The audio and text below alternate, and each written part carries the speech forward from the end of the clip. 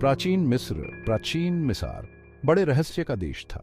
Egyptians मानते थे बहुत सारे देवी देवताओं में। उन्होंने बनाए विशाल टेम्पल्स और पिरामिड्स उनके सम्मान में। उनकी कहानियां और बिलीफ्स आज भी हमें फैसिनेट करते हैं। चलो एक्सप्लोर करते हैं एंशिएंट इजिप्शियन मिथोलॉजी की दुनिया। इजिप्शियंस बताते थे मिथ्स एक्सप्लेन करने के लिए दुनिया को अपने आसपास। वो एक्सप्लेन करते थे चीजें जैसे सूरज, चांद और नाइल रिवर। ये स्टोरीज पास होती थी जनरेशंस से। ये ऑफर करती हैं एक glimpse into the lives and beliefs of these ancient people. Egyptians पूजा करते थे बहुत सारे गॉड्स एंड गॉडेसेस की, हर एक का था यूनिक रोल और पर्सनालिटी। इरे था सन गॉड, एक पावरफुल डीटी जो लाता था लाइट और वार्मथ। आइसिस थी goddess of magic and healing, जानी जाती थी अपने लव और प्रोटेक्शन के लिए।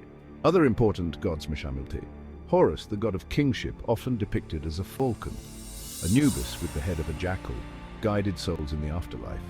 Thoth, the ibis-headed god of wisdom, oversaw writing and knowledge. Pharaohs, the rulers of ancient Egypt, थे just kings से बढ़कर। उन्हें माना जाता था डिवाइन, माना जाता था कि वो थे living embodiment of harrows, the God of kingship.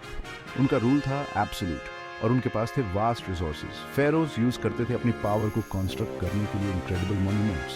The pyramids of Giza stand as a testament to their ambition and engineering genius. ये मैसिव टूम्स बनाई गई थी हाउस करने के लिए फेरोज को आफ्टर लाइफ में। वो हैं एक wonder of the ancient world.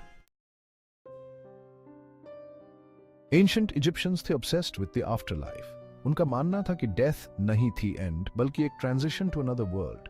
उनका मानना था प्रिजर्विंग द बॉडी इस जर्नी के लिए। इसी बिलीफ से शुरू हुआ प्रैक्टिस ऑफ ममिफिकेशन का। ममिफिकेशन था एक कॉम्प्लेक्स प्रोसेस। इसमें शामिल था रिमूविंग ऑर्गन्स और drawing the body. The body को फिर लपेटा जाता था लिनन बैंडेजेस में और रखा जाता था एक सार्कोफेगस में। इजिप्शियंस का मानना था कि प्रिजर्विंग द बॉडी इंश्योर करता था एक safe passage to the after life.